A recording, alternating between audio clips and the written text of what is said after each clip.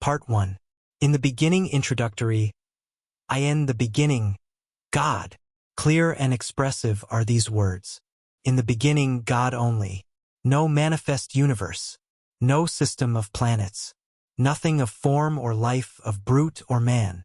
God was the spirit of all that was to be, but he had not yet moved upon the waters. Then this all being moved or began to create. Where did spirit move? Upon what did it move to create?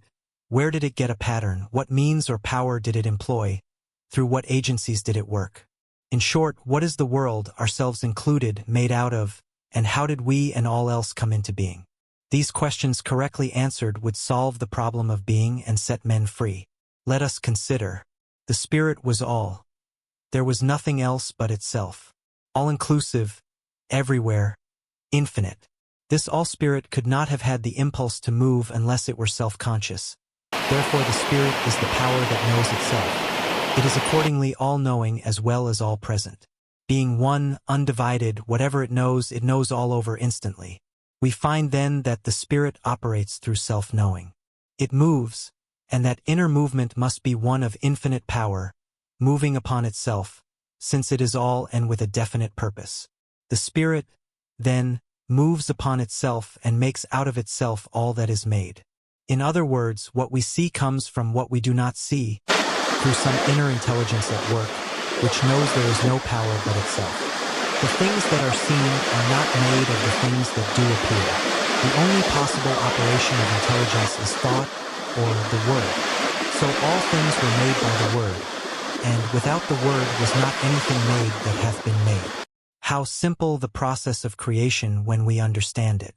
The Spirit speaks, and since there is nothing but the Spirit and it is all power, it has only to speak and it is done. The Word was with God and the Word was God. From the Word, then, comes forth all that appears. Each life, human or divine, each manifestation is a different kind of word coming into expression. The great fact to dwell upon is that spirit needs nothing to help it. It is self-conscious and has all power and all ability to do whatever it wishes to accomplish. It operates simply by speaking. It is hard to get a clear concept of this great ceaseless cause, this something from which all things come. At times we get into a maze of confusion when we attempt to realize what the spirit means. It is then that we should think of it as the great reason behind everything. Being all knowledge, it must know itself, and must know everything it creates. So it knows us and it knows everyone. Since it is all presence, we can contact anywhere and will never have to go to some particular spot to find it. As it is all-knowing and operates through the power of the word, it knows everything we think. Just how it creates we cannot know and need not attempt to understand, for whatever this process of creation is, we find it is always an inner thought process. We should keep this in mind. The spirit makes all things out of itself. Everything comes into being without effort, and when we exert ourselves we are not in accord with the creative spirit in the way in which it works. The impulse of the spirit to move must be caused by a desire to express what it feels itself to be: beauty, form, color, life, love, and power. All things else we find in the manifest universe are attributes of the spirit, and are caused to spring into being through the word, because the spirit wants to enjoy itself. We find, then, that the word, which is the inner activity of thought, comes first in the creative series, and all else comes from the effect of the word operating upon a universal substance. If the word precedes all else, then the word is what we are looking for, and when we get it we shall have what the world has sought from time immemorial. We must, if we wish to prove the power of the Spirit in our lives, look not to outside things or effects, but to the word alone. The human eye sees and the human hand touches only that which is an effect. Unseen law controls everything, but this law also is an effect. Law did not make itself. The law is not intelligence or causation. Before there can be a law there must be something that acts, and the law is the way it acts. It is intelligence. In the beginning was the Word. This word or the activity of the Spirit is the cause of the law, and the law in its place is the cause of the thing, and the thing is always an effect. That is, it did not make itself, it is a result. The Word always comes first in the creative series. The Word was with God and the Word was God, and the Word still is God. When we realize that man is like God and he could not be otherwise, being made out of God, we will realize that his word also has power. If there is but one mind, then it follows that our word, our thought, is the activity of that one mind in our consciousness. The power that holds the planets in their place is the same power that flows through man. We must place the word where it belongs, whether it is the word of God in the universe or the word of man in the individual. It is always first, before all else, in the beginning. The real sequence is this: cause, spirit, intelligence, God, the word, the activity of intelligence, the effect or the visible thing, whether it is a planet or a peanut. All are made out of the same thing. What we need to do is to learn how to use the word so that all will come to see that they are creative centers within themselves. A principle that can be proven knowing that mind is, we have a principle that is absolute. It is exact. It is going to correspond to our thinking about it. The first great necessity is to believe this. Without belief we can do nothing. This is the reason Jesus said, "It is done unto you even as you have believed." Always it is done unto people as they believe, and there is something that does it which never fails. We must believe that our word is formed upon and around by this creative mind. For instance, we wish to create activity in our business. We believe that our word is law about that thing, and there is something that takes our thought and executes it for us. If we have accepted the fact that all is mind and that the thought is the thing, we shall see at once that our word is the power behind the thing, and that it depends upon the word or thought that we are sending out. See Creative Mind and Success by the author. So plastic is mind, so receptive, that the slightest thought makes an impression upon it. People who think many kinds of thought must expect to receive a confused manifestation in their lives. If a gardener plants 1,000 kinds of seeds, he will get 1,000 kinds of plants. It is the same in mind. The word going forth, since this is true, everything depends upon our mental concepts. As a man thinketh in his heart, so is he. The Bible reiterates this statement, telling us many times of the creative power of thought. Jesus taught nothing else. He said, "The words which I speak unto you, they are spirit and they are life." The centurion coming to Jesus recognized the power of the word spoken by the latter. He said, "I also am one in authority." But his authority was on the physical plane, and he saw that Jesus had authority on a spiritual plane, for he said, "Speak the word only." The Bible also tells us that the word is not afar off but in our own mouth. It is neither here nor there. It is within every living soul. We must take the responsibility for our own lives. All must awake to the facts that they have absolute control over their lives, and that nothing can happen by chance. Then they will have a broader concept of God, a greater tolerance for their neighbor, and a greater realization of their own divine nature. What a relief from strenuous labor! No more struggle or strife. Be still and know that I am God, and beside me there is none other. The Spirit being all there is, we cannot conceive of anything that can hinder its working. When the Spirit has spoken, the Word becomes law, for before the law is the Word. It precedes all else. First is absolute intelligence, all power, all presence, all causation. Then the movement upon itself through the power of the Word. Then the Word becoming law, the law producing the thing and holding it in place. So long as the Word exists, the thing will exist. For since the Word is all power, there is nothing beside it. I am that I am, and beside me there is none other. This I am is Spirit, God, all. There is no physical explanation for anything in the universe. All causation is spirit and all effect spiritual. We are not living in a physical world, but in a spiritual world peopled with spiritual ideas. We are now living in spirit. God, or Spirit, governs the universe through great mental laws that work out the divine will and purpose, always operating from intelligence. This intelligence is so vast, and the power so great that our human minds cannot even grasp it. All that we can hope to do is to learn something of the way in which it works, and by harmonizing ourselves with it, to so align ourselves with Spirit that our lives may be controlled by the great harmony that obtains in all the higher laws of nature, but has been very imperfectly manifested in man. This brings us to the second point of consideration. Why and what is man? We find in the physical universe that automatic laws govern everything. For instance, the tree cannot say, "I will not," because of the law that holds it in place. It grows without any volition of its own. So it is with all nature, but when we come to man we find a different manifestation of the Spirit, a being who can say, "I choose." In all creation, Man alone is an individual. Man alone is free. And yet man alone wants, is sick, suffers, and is unhappy. Man marks the earth with ruin. Why? Because he has not found his true nature. The very thing that should free him and eventually will do so now limits him. God could not make an individual without making him able to think, and he cannot think without bringing upon himself the results of his thought, good or bad. This does not mean using two powers, but using the one from two standpoints. Nothing in itself is either good or bad. All things exist in mind as a potentiality. Mind is eternally acting upon thought, continually producing its own images from mind, and casting them out into manifestation. Man must be the outcome of the desire of the spirit to make something which expresses the same life that it feels. Man is made to be a companion of the infinite, but to arrive at this exalted plane of being, he must have his freedom, and be let alone to discover his own nature, to return love to his Creator only when he chooses to do so. At the doorway, then, of man's mind this wonderful God has to wait.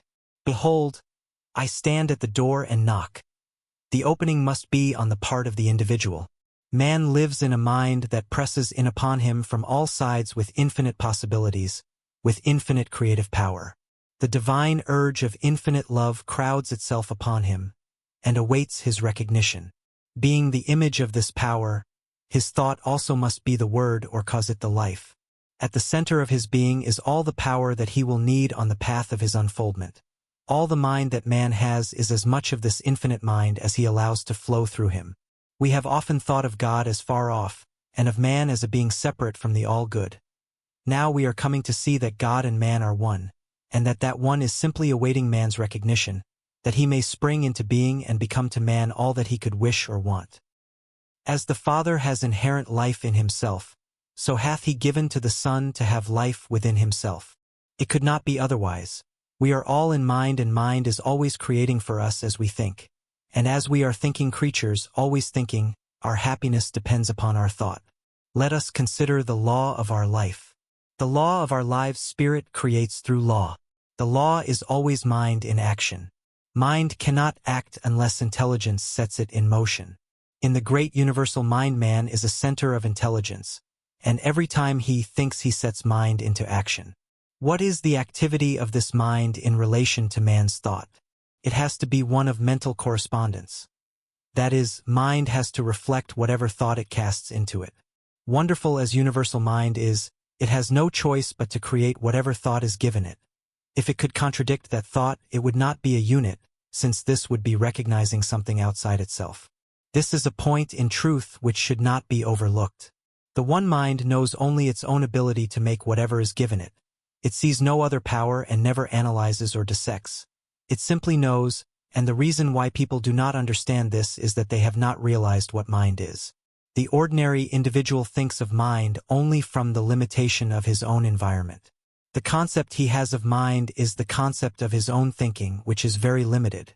We are surrounded by an all-seeing, all-knowing mind, which is one and runs through all. The belief in the dual mind has destroyed practically all philosophies and religions of the ages, and will continue to do so until the world comes to see that there is but one. Whatever name is given it, there is but one. It is this one that creates for us whatever we believe. Our thought operative through this one produces all our affairs. We are all centers in this mind, centers of creative thought activity. There is nothing which appears in the manifest universe other than an objectified thought, whether it be a bump on your head, a growth on your foot, or a planet. Could not be there were it not made out of mind, for mind is all there is to make anything out of. Whatever is made out of it. Nothing exists or can exist without a source from which it springs. We are not dealing with a negative as well as a positive power, not two powers but one. A power that sees neither good nor evil as we see it. It knows only that it is all, and since it is all, it creates whatever is given it. From our limited standpoint, we often think of good and evil, not realizing that, as yet, we do not know the one from the other. What we call good today, we may call evil tomorrow, and what we think to be evil today, we may tomorrow proclaim as the greatest good we have known. Not so with the great universal power of mind. It sees only itself and its infinite ability to create. To the thinking person this will mean much. He will see that he is no longer living in a limited universe, a world of powers, but that he is immersed in an infinite creative medium which, because of its nature, has to create for him whatever he believes. Jesus understood this and in a few simple words, laid down the law of life. It is done unto all people as they believe. This is a great thing to keep in mind. It is done unto us. We do not have to do it, for it is done unto us of a power that knows itself to be all there is. Could we even believe that some material mountain would be moved, the power is there to do it. Without this belief there is no real impulse for the creative mind, and we do not get an affirmative answer. We must realize more clearly that this great power has to operate through us. Man's part creative mind cannot force itself upon us because we have the power of self-choice. It recognizes us when we recognize it. When we think that we are limited or have not been heard, it must take that thought and bring it into manifestation for us. When we look about us and see nature so beautiful, lavish, and so limitless, when we realize that something, some power, is behind all, and sees to it that plenty obtains everywhere, so that in all things manifest there is more than could be used. And when on the other hand we see man so limited, sick, sad, and needy, we are disposed to ask this question. Is God good after all? Does he really care for the people of his creation? Why am I sick? Why am I poor? Little do we realize that the answer is in our own mouths, in the creative power of our own thought. The average person, when told the truth, will still seek some other way. God has already done for us in a mechanical way all that he can do, and having been given the ability, we will have to do for ourselves the rest. Yet the great power is always near, ready at any time to help, but we must use it according to its own nature in harmony with its laws. Man should learn that he himself is the center of this divine activity. Realizing this, he must seek more and more to utilize his own divine nature, and by so doing he will come more fully under the protection of the great laws that govern all life, manifest and unmanifest. Whatever man is, he must find that because he is made out of God, he must be of the same nature. This infinite one cannot know anything outside of itself, anything that would be a contradiction of its divine nature. Man's ignorance of his real nature binds him with his own freedom, until he comes to see things as they really are, and not as they appear to be. In the infinity of mind, which is the principle of all metaphysics and of all life, there is nothing but mind, and that which mind does. That is all there is in the universe. That is all there ever was or ever will be. This mind is acted upon by our thought, and so our thought becomes the law of our lives. It is just as much a law in our individual lives as God's thought is in the larger life of the universe. For the sake of clearness, think of yourself as in this mind. Think of yourself as a center in it. That is your principle. You think, and mind produces the thing. One of the big points to remember is that we do not have to create. All that we have to do is to think. Mind, the only mind that there is, creates. Few people seem to understand the nature of the law and so think that they have got to do something, even if it is only holding a thought. Thinking or knowing is what does the thing. It will make it much easier for us when we realize that we do not have to make anything, just to know. That there is something back of the knowing which does the work for us. That person gets the best results who realizes that he can use this divine principle. He who can get the clearest concept of his idea, and who can rely on mind to do for him, keeping everything out of his thought that would contradict the supremacy of spirit or mind. By simply holding a thought we could not make anything, but by knowing in mind what cannot we do. Bondage and freedom never get away from the fact that you are surrounded by such a power. It is the principle of demonstration. It knows every thought.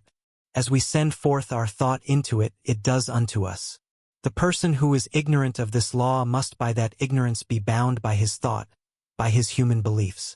One who understands will begin to break these ties that bind him.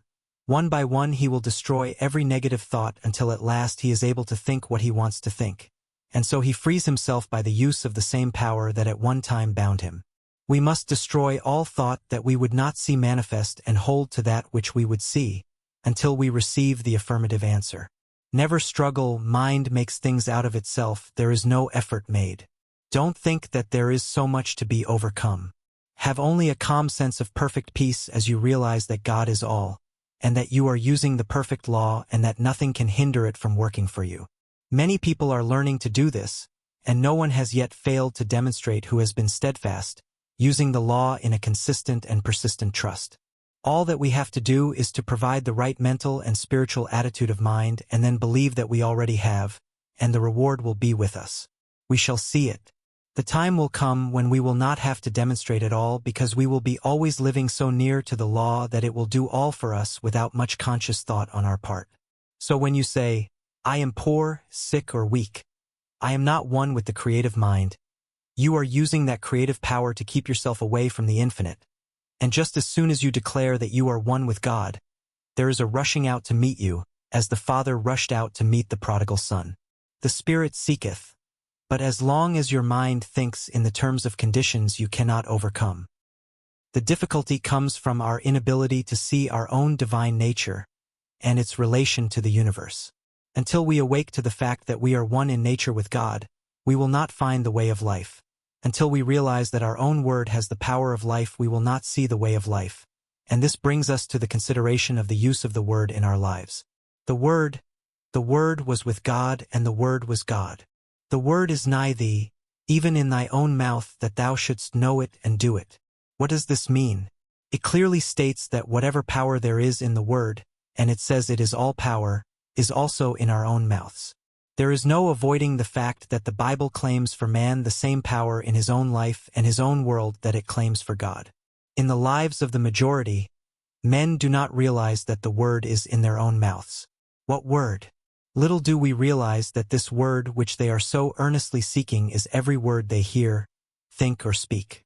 Do we who are endeavoring to realize the greater truths of life always govern our words? If any word has power, it follows that all words have power. It is not in the few moments of spiritual meditation that we demonstrate, but we bring out the possibilities of the hidden word when we are allowing our thoughts to run in any direction. Not in the short time spent in silence, but in the long hours stretching themselves into days, months, and years, are we always using the word. An hour a day spent in silent meditation will not save us from the confusion of life. The 51% of a man's thinking is what counts. It is easy when we are alone to brave the storms of life. Surrounded by our own exalted atmosphere, we feel the strength of the infinite. We rise in spirit, we think we are experiencing the ultimate of truth, that all things are ours. These moments in a busy life are well spent, but must unavoidably be brief. But what of the rest of the day? What of the busy street, of the marketplace, and of all the daily contact with life? Do we then obtain? Do we keep on in the same even way? Or do we fall before the outer confusion of our surroundings? We are still creating the word and setting it afloat in the great ethers of life. Are these words creating for us? Yes. How necessary, then, to keep the independence of the solitude. How seldom we do this. God sent an angel to speak to me, a word he was fain I hear, and the angel brought the message and whispered it in my ear. God knew I needed the word he sent. I had lost the zest of fight, and the right was all but beaten, the wrong it was all but right. Simple the word that he sent me, but it soothed a spirit raw with the pain of too much striving. 'Twas love fulfills the law. Few people indeed in the day in which we live are well poised. Where do we find the man who can live above his surroundings, who in his own thought can dominate all conditions, and in the midst of the crowd keep his own even way and his own counsel? When we do meet with such a person we will know him, for we shall find on his face the image of perfect peace. We shall detect in his bearing the ease and independence that comes only to the man who has found himself and who is centered not in the outer but in the inner world. Such a character as this has the power to attract to himself all of the best in the world. He is a center toward which all else must gravitate. The atmosphere which he creates and with which he surrounds himself is one of absolute calm and peace. The world at once sees in this man a master, and gladly sits at his feet. And yet this man who has risen above the thought of the world cares not that other people should sit at his feet. He knows that what he has done all may do, and he well knows that all the teaching in the world will not produce another such as he. He knows that it is not from the teaching but from the being that true greatness springs. So this man does not go around teaching or preaching, he simply is. The man who has arrived will realize that he has done so in the midst of an outer confusion. He will be the one who has gone into the silence for strength, and has come out into the world equipped with power from on high, but that light which he has received must be kept burning. Not alone in the silence, but in the busy throng must all of us find the way of life. Our every thought creates. For the majority of us these thoughts come in everyday affairs, some of which are very trivial, but these too will be demonstrated. We have missed the whole point unless we have learned so to control our thought that time and place make no difference. The power we have within us, we have within us a power that is greater than anything that we shall ever contact in the outer. A power that can overcome every obstacle in our life and set us safe, satisfied and at peace, healed and prosperous, in a new light and in a new life. All mind is right here. It is God's mind, God's creative power, God's creative life. We have as much of this power to use in our daily life as we can believe in and embody. The storehouse of nature is filled with infinite good awaiting the touch of our awakened thought to spring forth into manifestation in our life. But the awakening must be on our part and not on the side of life. We static, at the gateway of limitless opportunity in the eternal and changeless now. Now is the day in which to begin the new life that is to lift us up to the greater expression of all that is wonderful. The word that we speak is the law of our life and nothing hinders but ourselves. We have through ignorance of our real nature misused the power of our word, and behold what it has brought upon us, the very thing that we feared. But now it shall produce a new thing, a new heaven and a new earth. Individual ideas, we find that in the universe every separate idea has a word, a mental concept behind it, and as long as that word remains the thing is held in place in the visible world. When the concept is withdrawn, the idea in the visible melts away, disappears. It ceases to vibrate to the word, which is the law behind it, for when the word is withdrawn, the condensation of the ether that forms the word melts again into the formless. There was a time when the world was without form, and from the word alone all things were made that are made. When our word says that there is no longer life in our bodies, the life principle withdraws and our bodies return to the substance from which they came. Here is the great mystery of life, that we are able to use this creative word for whatever purpose we may desire, and that word becomes the law unto the thing for which it was spoken. And so in our lives we might say that without our word was not anything made that was made. For we are given the power to sit in the midst of our lives and direct all their activities. There is no struggle and no strife necessary. All that we have to do is to know. We must awake and with the glorified consciousness of an emancipated soul use our God-given power. The reason for the universe, this universe is the reason, first of an infinite intelligence which speaks or thinks, and as this thought becomes active within itself, it creates from itself at the power of its own word, the visible universe. We are living in a universal activity of mental law. We are surrounded by a mind which receives every impression of our thought and returns to us just what we think. Every man, then, is living in a world made for him from the activity of his thought. It is a self-evident proposition that mind must create out of itself, and this self being limitless, it follows that its creative power is without limit. Mind in action, everything that we see is the result of mind in action. We all have a body and we have what is called a physical environment. We could have neither if it were not for mind. The law implanted within us is that we need nothing except ourselves and this all-wise creative mind to make anything, and that just so far as we depend upon any condition, past, present, or future, or upon any individual, we are creating chaos because we are dealing with conditions and not with causes. Every living soul is a law unto himself, but of this great truth few people are conscious. It seems difficult for the race, which feels itself to be so limited, to comprehend the fact that there is a power that makes things directly out of itself, by simply becoming the thing that it makes, and that it does this by self-knowing. But we will not demonstrate until we see at least some of this, the greatest truth about life. We should realize that we are dealing with the principle that is scientifically correct.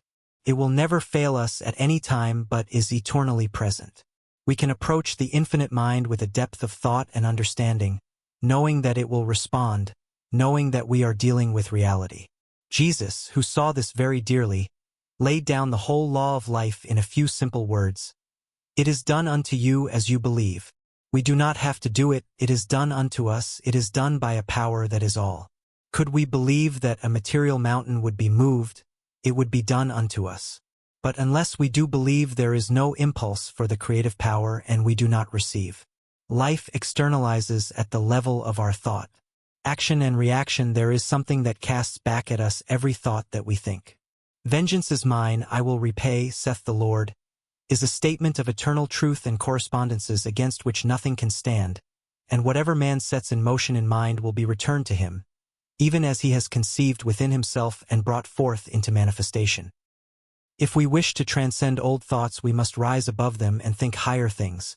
We are dealing with the law of cause and effect, and it is absolute. It receives the slightest as well as the greatest thought and at once begins to act upon it. And sometimes, even when we know this, we are surprised at the rapidity with which it works. If we have been misusing this law, we need not fail. All that we have to do is to turn from the old way and begin in the new. We will soon work up out of the old law into the new which is being established for us. When we desire only the good, the evil slips from us and returns no more. Arriving at a high consciousness, the best way to arrive at the highest consciousness is to have a great faith in the willingness and the ability of life to do all for us, by working through us. We must believe in the inherent goodness and all-powerfulness of the Spirit of Truth. And so every path leads us back to the one point, and we must learn to realize the near presence, the great reality.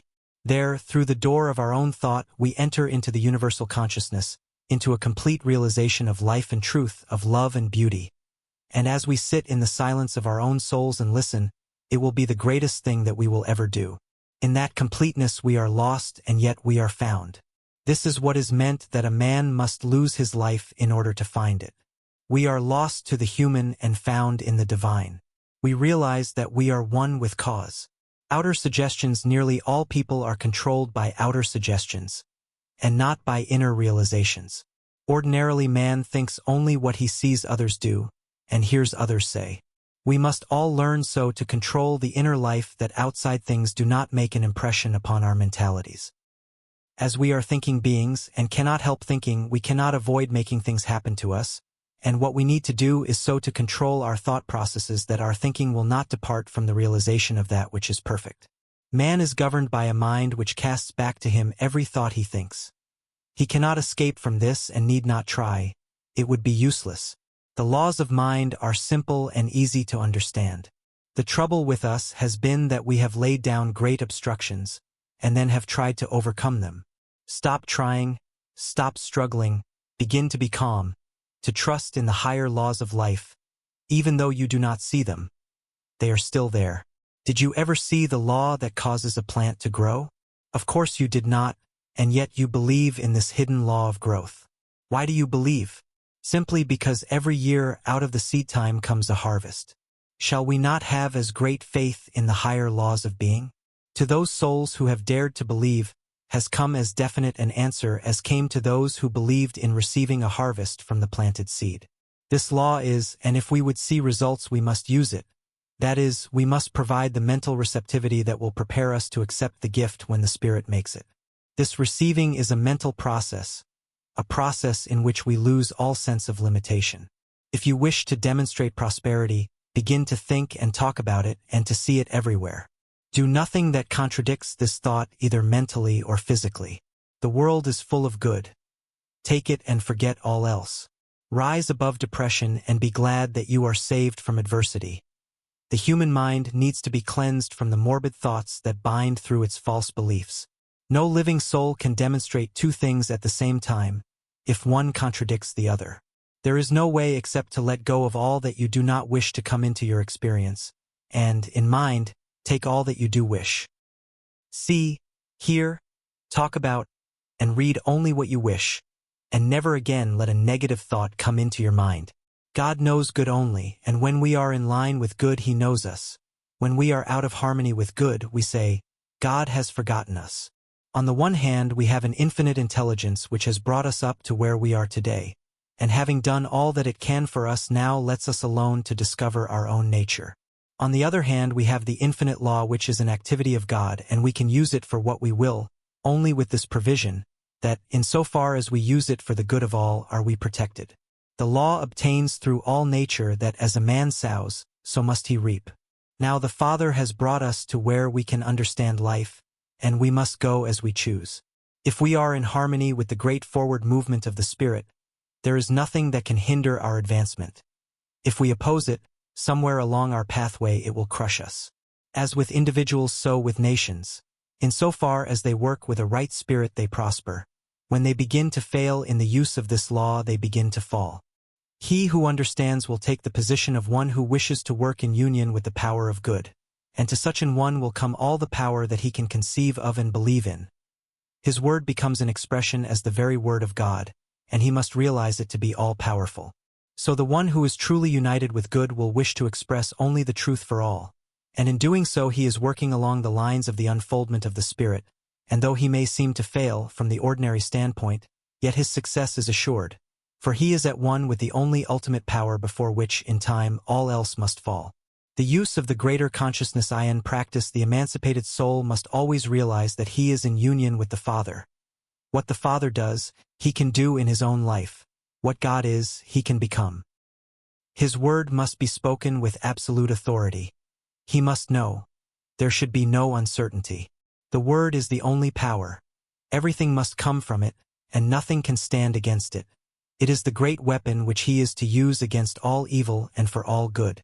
It is his shield against all adversity and his sure defense against all seeming limitation. The secret place of the Most High is in his own soul, where God dwells in eternal peace and infinite calm. Here he walks the waters of life undisturbed by the waves and the storm. Divine companionship is his for all eternity. Peace which transcends all human confusion comes, and he realizes that indeed he is honored of the Father. His word is flung out and will work, and none can hinder it. The sense of sureness is complete. Heaven and earth may pass away, but the word goes on and on, accomplishing that thing for which it was sent, and all power is given to it on earth and in heaven. If he speaks to the sick and they receive, it will heal them. If he says the word of prosperity, it will manifest, and nothing can hinder it. The world will abound with good, and his cup run over with life. What more can we ask? What greater realization of life than to know that God is with us? From this great realization comes peace, a peace which the world little understands, and a calm which is as deep as the infinite sea of love in which he realizes himself to be immersed. Peace brings poise, and the union of these two gives birth to power.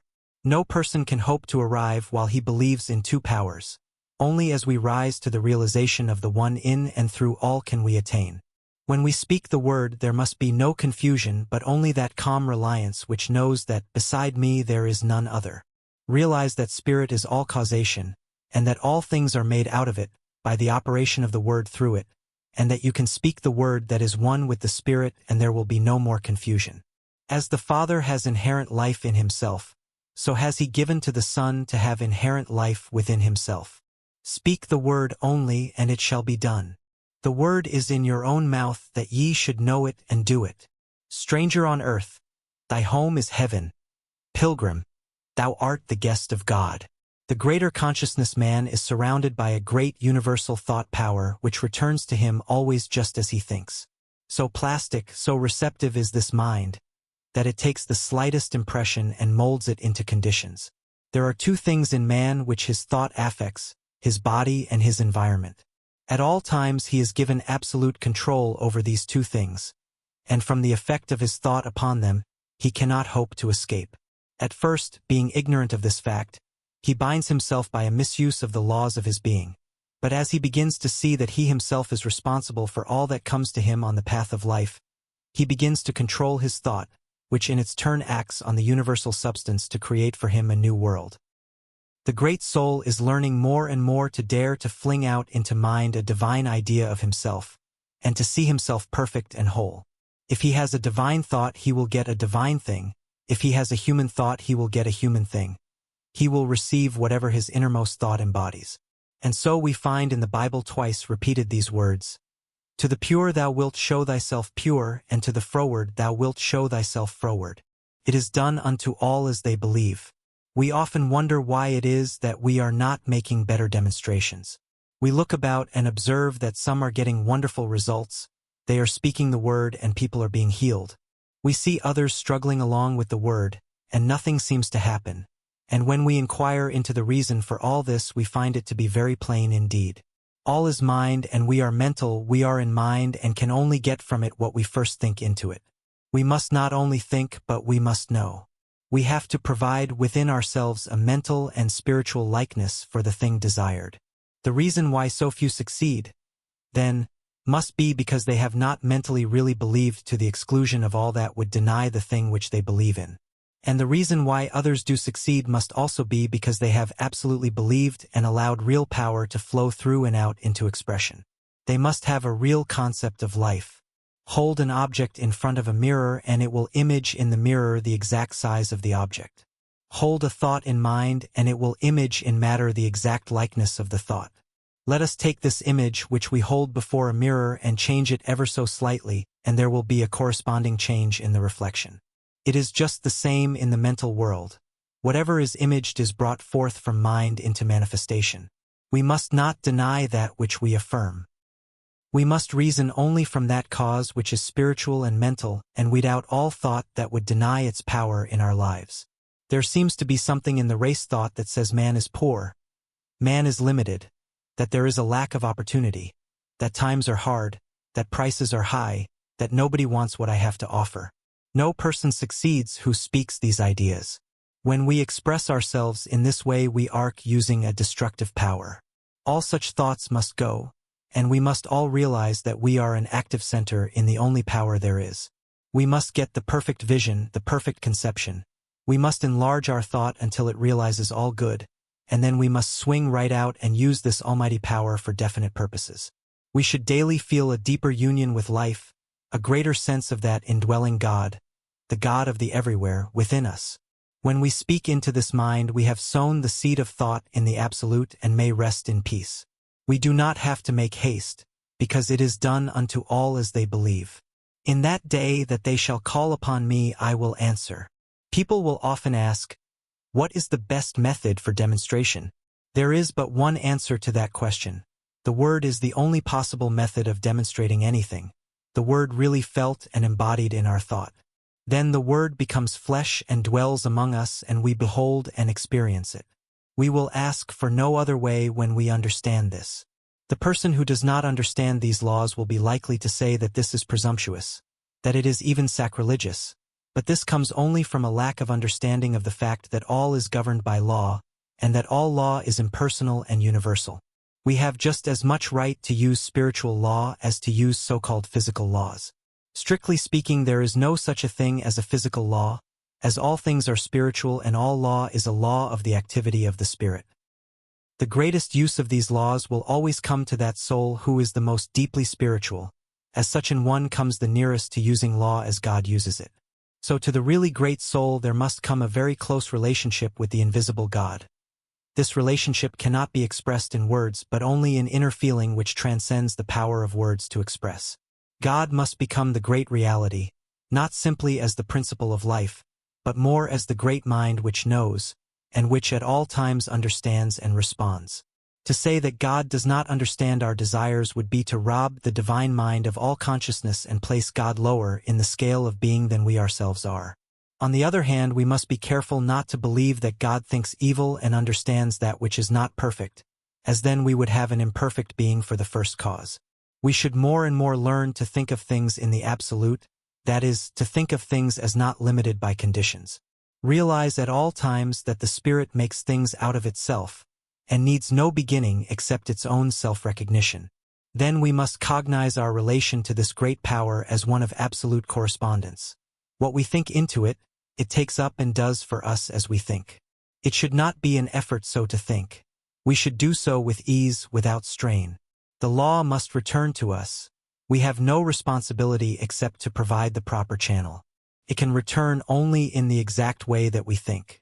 If we think struggle is the reality, we shall gain our demonstration, but struggle will have to be the result. There is a law of reflection between mind and the one who thinks, and it is not only what a man thinks but also how he thinks that shall be done unto him. If you believe absolutely that you can do a certain thing, the way will always be open for you to do it. If also you believe that time will have to elapse, then you are making that a law and time will have to elapse. If on the other hand you believe that mind knows just how and never makes mistakes, but lets it be done unto you, then it will be done. Confusion brings more confusion. Peace begets more peace. We cannot imagine the Great Spirit hurrying or worrying, fretting or trying to make anything happen. The only reason we worry and fret is because we have thought there was some other power which could bring confusion. Such is not the case. There is but one, and we are always using that one but using it according to our belief. This is our divine birthright. Nothing hinders but ourselves. Remember that since all is mind, you cannot demonstrate beyond your ability to comprehend mentally, that is, beyond your ability to know about a certain thing. For instance, suppose you wish to heal someone who is sick. Your ability to do this will depend entirely upon your ability to see perfection mentally, coupled also with the realization that your word destroys everything unlike itself. If you try to see perfection for a few minutes only, it will never heal. Your thought goes on at all times, and in the moments when you least realize it, conditions are being molded for you. It is not enough to declare consciously for the truth. The truth must be lived or no good results will be forthcoming. The perfect universe, the one who desires to heal, must stop seeing, reading about, discussing, or listening to conversation about sickness. There is no other way under the sun except as we let go of that which we do not desire, and take that which we wish to have. There is too much of this deceiving ourselves into thinking that we can do two ways at once. We may deceive ourselves and possibly other people, but the law remains the same, a law of mental correspondences and nothing else. We cannot go beyond our ability to realize the truth. Water rises only to its own level. In our patients as well as in ourselves and our environment we will reflect what we are, not at our best in the few moments of silence, but in the long run of ordinary life and thought. To acquire the larger consciousness is no easy task. All that we have believed in which contradicts the perfect whole must be dropped from our thought, and we must come to realize that we are now living in a perfect universe, peopled with perfect spiritual beings, each of which, coupled with the great divinity, is complete within himself. We must see that we are one in the Great One, and then we will not separate or divide, but unite and add to, until in time we will find that we are living in an entirely different world from that in which we had once thought we were living. Of course, this will meet with much opposition from those unenlightened souls whom we must contact in the world. But what of that? Remember, the great man is the one who can keep in the crowd the calm, even thought, the deep, divine reliance on principle. And more, this is the only way to help or to save the world. In time all people will come to the same understanding. You are lifting up the standard of life, and those who are ready will follow. You have no responsibility to save the world except by exemplifying the truth. The world must save itself. All are alike. There is no difference between one person and another. Come to see all as a divine idea. Stop all negative thought. Think only about what you want, and never about what you do not want, as that would cause a false creation. Too much cannot be said about the fact that all are dealing with only one power, making and unmaking for man through the creative power of his own thought. If there is something in your life that you do not want there, stop fighting it, forget it. About struggle karma, there is too much struggle coming into the metaphysical thought. Often we hear some seeker after truth say, "I have a big fight ahead." O foolish and untaught, how can you hope to enter in? The kingdom comes not from without, but from within always. Stop all struggle and wait upon the sure principle that creates whatever it wills, because there is nothing to oppose it. As long as we think that opposition exists, we are blocking the way for the clearer vision. Those that take up the sword must perish by it.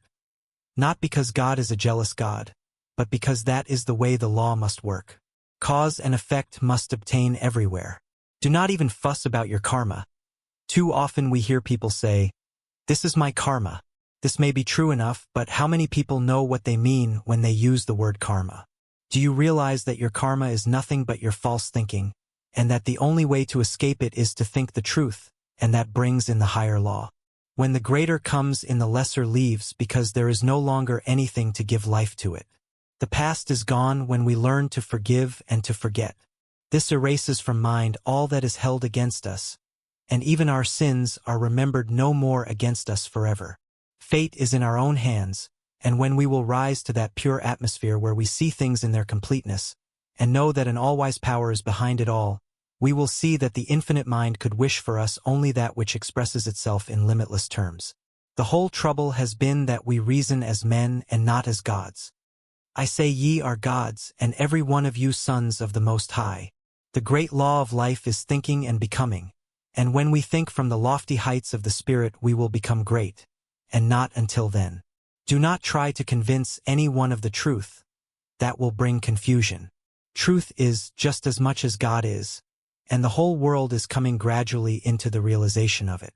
Keep the truth within your own soul, lift your own self above the confusion of life, and then people will believe. So all our thought is to be created in the realization of the one becoming the many, without struggle, without fear, stripped of all that denies the truth. How limited we are, how little our thought, how the human race rises in the morning, plods off to the day's work, plods home at night, sore and tired, eats and sleeps, works and dies. As has been said of man, man works hard to get money to buy food to get strength to work hard to get money to buy food to get strength to work hard to get money, etc. This was never intended. It is the curse imposed on the man who believed in two powers, one of good and one of evil. To us there has come a greater vision, and to those who believe and act as though it were true it is proving itself. We must turn from all human thought and experience. We are not downtrodden, depraved and miserable sinners, born in sin and conceived in iniquity and shame, some to go to heaven and some to hell and all to the eternal glory of God. This is a lie, it always was and always will be. But as long as we believe in a lie it seems to be present with us. Man is born of the Spirit of God Almighty, is pure, holy, perfect, complete and undefiled, is at one with his eternal principle of being. Many people are finding this out, and as a monument to its truth millions are daily proving it for themselves. Somewhere down the path of human experience we will all awake to the realization that we ourselves are heaven or hell. We live in spirit awaiting the touch of thought that believes. All people look, a few see. Part 2.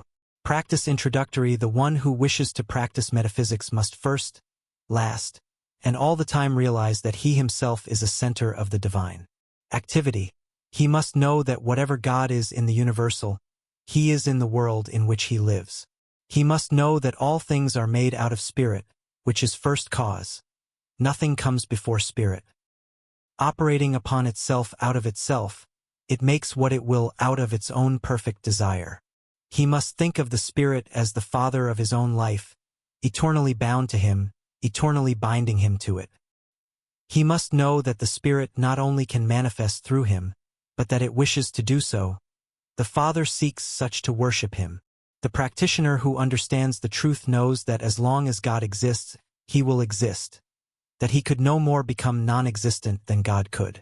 Walking, talking, moving in God, he must not only see the divine being as the great unknown cause, but he must go a step further and see God as the great self-knowing, understanding power of infinite intelligence, thinking through his own thought and willing into his own life all power and all good.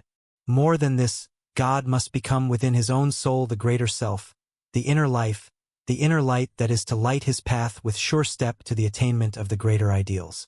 God is to become the great friend of his life, understanding him, and helping him at all times to understand all things. No more books, no more teachers, no more preachers, creeds or candlesticks will he ever need. The old methods must vanish into their native nothingness, as the great realization that God is all in his life dawns upon his awakened thought. Naught is the squire, when the king's at hand. Withdraw the stars, when dawns the sun's brave light.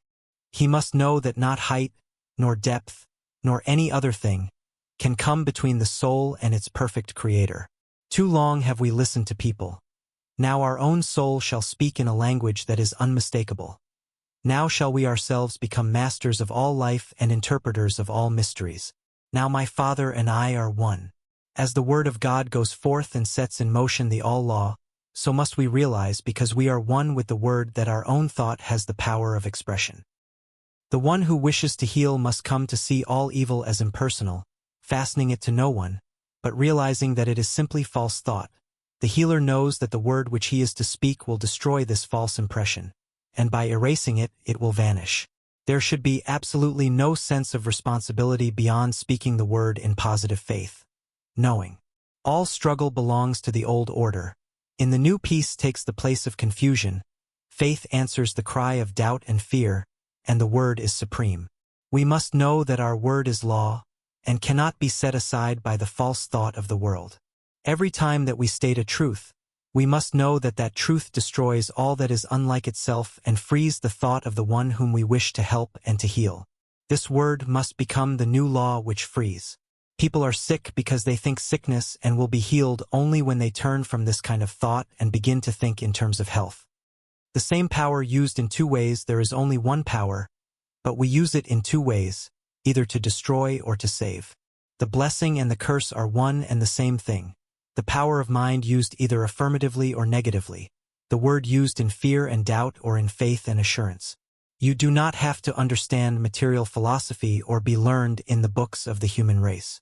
All these things may be good in their place, but to one who understands the greater laws of life they are as simple babblings.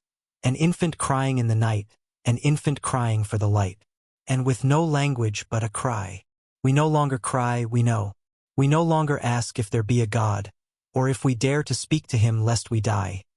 We do not analyze, dissect, affirm, or deny, we know. We trust our own word because first we know in whom we have believed. The sooner the one who is striving to attain will realize that truth must become revealed through his own soul, and not that of another, the sooner he will attain. We must then become immune from the race suggestion of an hypnotic power that sets itself up as an authority. There is no other authority than your own soul, as there is no law but that your soul has set. Leave authorities to smaller minds, and to those who need a leader because of this their own self-confessed weakness, and be free. Dare to stand amidst the eternal way, and proclaim your own atonement with all the power that there is, was, or ever will be. Practically the whole human race is hypnotized, thinking whatever it is told to think. We get our concepts from our physical environment. We say, see sin, sickness and death, misery, unhappiness and calamity. And this concept we are giving to the creative, impersonal mind, and so we are making a law for ourselves that will produce what we believe in. Do we really know what law means? It means that which will exact the utmost farthing from our thought. Like produces like, attracts like, creates like. If we could see our thought and take a picture of it and of our conditions, we would see no difference between the two, for they are really but the inside and the outside of the same thing. We cannot make affirmations for 15 minutes a day and spend the rest of our time denying the thing which we have affirmed, and affirming the thing which we have denied, and obtain the results which we seek. We send out the word and it sets the power in motion. Then we think the opposite thing which neutralizes the first word, and zero is the result. We cannot demonstrate one iota beyond our mental ability to conceive and steadfastly to embody. Infinite as creative power is, receptive and quick as it is, it can only become to us what we first think into it. God can do for us only what he can do through us. Dare to say, behold, I am he. Great men have come and gone, and behold, a greater now stands here where I stand. And I am that one. The world will laugh and perhaps scorn. The Christian world will hold up its hands in holy horror, lest you blaspheme. The unchristian world will smile knowingly. Neither the one nor the other will understand, but the understanding of either counts for nothing. You are now free, and your freedom will yet save the world from itself. The great soul finds within himself the divine companionship which he needs. He finds within himself the peace which passeth all understanding, and the power to do all things. All power. He speaks, his word is law, and it is done unto him of all the power there is. His word knows itself to be the law of life unto all for whom it is spoken and who receive it. Healing the sick, we shall be called upon to heal all manner of disease, to comfort the sorrowing and to bring peace to the distressed. First we must heal ourselves. When we are healing others, we are also healing ourselves. A healer's work takes place within himself. This idea of sending out thought and holding thought is all a mistake. Think, come into being not only by taking thought but by knowing that the word is infinite. This word is in your own mouth, and there alone can it be spoken. Here your responsibility begins and here it ends, in your own mouth. You must feel no responsibility for the recovery of your patient, for it brings confusion and disturbance to be always wondering if it is working. It must work if you have the sure faith and your patient is receptive. You are dealing with the same power that said, "Let there be light," and there was light. If your patient is suffering from a belief that he is dying of some dread disease, you must know that when you speak the word it will destroy this false belief and set him free. There must be no doubt about the power in the word which you speak. It should be said in perfect calm, in peace, and with absolute faith that it will work. This word then establishes the law of life unto the patient.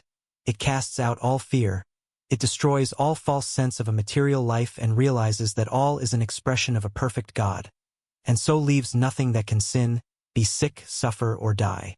When you are as sure of this as that von breathe, when you truly know within yourself, your patient will be healed, provided he also believes.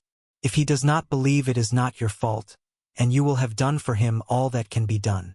Denials. Some people teach the use of denials. This must be settled by each individual for himself. Here and at all times we must settle every question from within and not from without. No living soul can say how another should or should not work. Beware of the danger of a self-appointed authority. This danger is as apt to come into new thought as it was in the old. No one is your authority on anything. Let us look into the philosophy of denials. We find that many people teach and practice them, and we do not wish in any way to criticize them. Their reasoning is this: all disease is an image of thought held in mind until it appears in the body. It is true that without the ability to think, man could not be sick. If he thinks a sick thought, it will make him sick. When he changes his thought and thinks health, he is healed. It is taught that since sickness is negative thought, it must be counteracted by a positive thought, and that the best way is to deny the sick and affirm the positive thought. For instance, there is no matter and nothing can be the matter. This man has no material stomach, he is spiritual and not material. His lungs are not made of matter, they are spiritual ideas. I deny that man can be sick or suffer or die. All this may be accurate. Man is a spiritual idea, and so must be perfect in his real nature. But there is a question if this is the better way. When we look into the creative way of the Spirit, we find it impossible for denial to enter, as the Spirit recognizes no opposite to its own nature. It knows that I am, and beside me there is no other. The Spirit does not deny anything. It simply affirms itself to be that which it desires to be. Seeing and recognizing no opposite to itself, it finds no need of denial. Indeed, this thought need not enter the mind. If we are working with the Spirit, we need not deny but state the affirmative attitude of mind, realizing that we are dealing with the only power that exists. There is a subtle danger in using denials. We may deny to such an extent as to erect a barrier or build a mountain to overcome. Once realize that God makes things out of himself simply by speaking, and you will never again use denials in treating. All that needs changing is the false thought, and by affirming that your word destroys everything but itself, you will embody all that a denial could. In those systems that teach denials, we find that the more enlightened ones are gradually using the affirmative method, and as this is the growth of experience, there can be no doubt that it is the better method. Of one thing we may be sure, the Spirit never denies. It simply knows that I am. The use of affirmations. The affirmation is the great weapon of the healer. It is in alignment with the way of the original creative spirit and is the true use of the word of all power. We need only to say that our word is the law unto the case and calmly state what we want to be done, and then say and do nothing that contradicts it and wait for the fulfillment of that word. There is a power that operates on what we say, and it is done unto us, and we need have no fear about the results. If I am treating Mary Jones, I need only say I am helping her, and go to work within myself to realize that she is now a perfect being, made in the image of God. I must know that I am destroying all imperfection. When I know within myself that I am speaking the truth and realize that she is perfect, the healing is done as far as I am concerned. If she receives, she is healed. I am not responsible for her receptivity. Know that there is a power that corresponds to your own mental attitude, and you will see that the way you are believing is what makes things happen the way they do. Always believe in what you are doing. Never see the negative side of life, never talk about it, or listen to talk of other people, and never think about or see imperfection. And you will have no trouble in making demonstrations. The highest attitude of mind, from which all else springs, is one of perfect calm and absolute trust in the Spirit.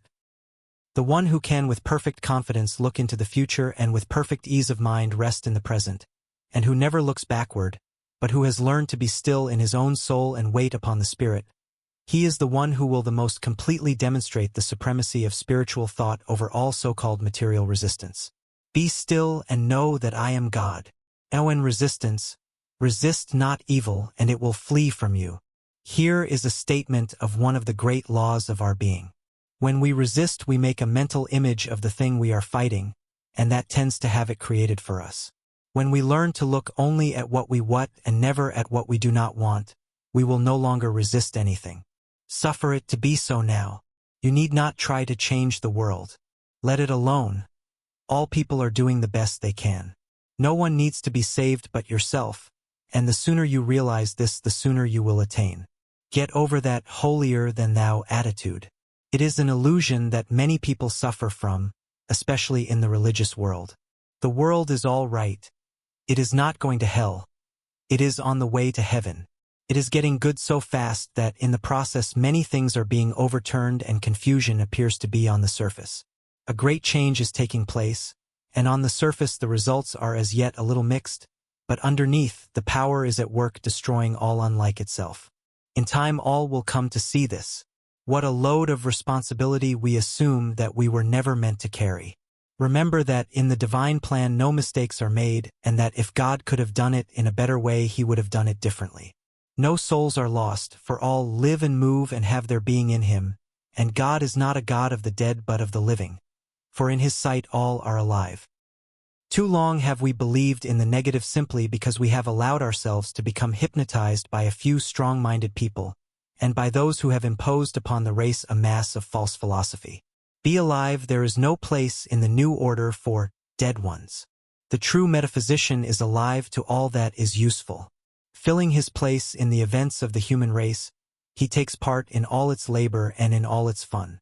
Pessimism must be relegated to the scrap heap. There is no place among the living for the dead. Let the dead bury their dead. Follow thou me. Do not hesitate to enter into the game of life, but do so with a zest and an enthusiasm that overflows with life. Fill yourself with the radiance of a life running over with power and usefulness. Then shall the world see your light. People in the new thought above all others should enter into the business world, into educational vocations, into politics, into every walk of life, and there prove before a waiting world, tired of itself, that a man's a man, with this difference, not a son of man but a son of God. Be happy. How can we hope to make the world see the right way unless we overflow with joy? The world has now too many sad faces. We see them everywhere, that resigned look that seems to say, one rebuff more or less makes no difference. I am already so sad that nothing matters. I can bear it. This was all right when we thought everything was all wrong. But now we know that all's well with the world. We must get over this depression which robs us of the power of attraction of the good things of life, and enter in. The man who is always glad will surround himself with people who are happy, and life will be a continual enjoyment. This robs no one. It does not make a race of irresponsible people. It makes a world of joy, a world that is good to live in. No one wants to associate with the dead. People are looking for a more abundant expression of life, not for depression and fault-finding. Find fault with no one, and more than this, find no fault with yourself. Get over the thought of condemning people and things. People and things are all right. Let them alone and enjoy life. Your very atmosphere will cheer and uplift the people who contact you, and a new life will enter into them. Overflow. As it's given me to perceive, I most certainly believe when a man's glad plumb through, God's pleased with him sames you. Live in the present. Life is for us today. There will be no change for tomorrow unless we do the changing today. Today we are setting in motion the power of tomorrow. Today is God's day, and we must extract from it what of life we are to live. Tomorrow, in the divine course of events, will care for itself. The soul that learns to live in the great gladness of today will never weary of life but will find that he is living in an eternal here and now. Now all good is his. Now all life, truth and love are his. Now he has entered in, and the good things of life are his today. Lord, For tomorrow and its needs I do not pray. Make me to do thy will just for today. Let your soul sing today, and the song that comes tomorrow will be all the sweeter, will ring out over the vistas of time with an unmistakable clearness. Here is a soul who knows himself and has found life. Within himself who has met God today. No more waiting, no more longing, no more weary roads to travel. He has arrived. The goal is won and peace has come at last. To Clay. See the good in all things, learn to see God in all manifestation, in all people, through all events. The ordinary person sees only the lump of matter. Not so with the awakened soul. He sees in all things the divine mind at work, molding out into expression what it feels itself to be of life, of color, of form and beauty. There are some illusioned ones who claim that what we see is all false, and that the so-called material universe is an unreality. What a mistake! What we see is the body of God, full, free, complete, whole. A primrose by the river's brim, a yellow primrose was to him, and it was nothing more. He never saw the idea behind, it was seen only as matter, matter, matter. Yet what he could have seen was God's thought of himself coming out into wonderful beauty and color and form. The infinite one manifesting in an infinite variety of forms.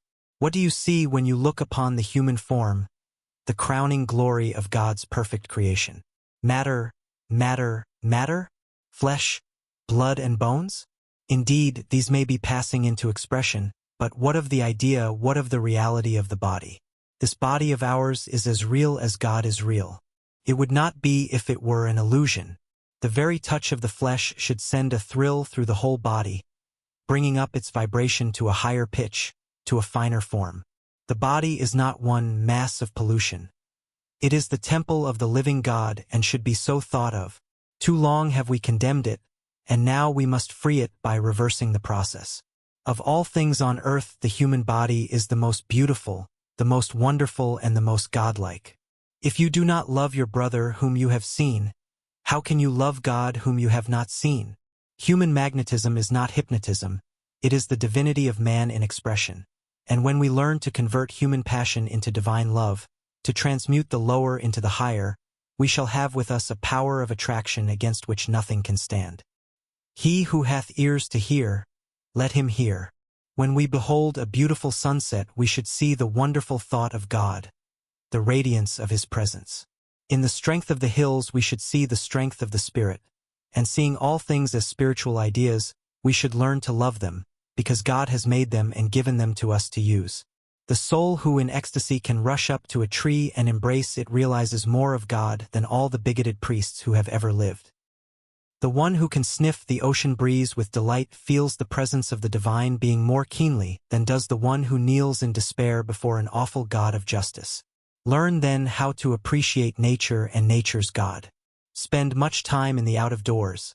Look up at the stars. Let them be your companions.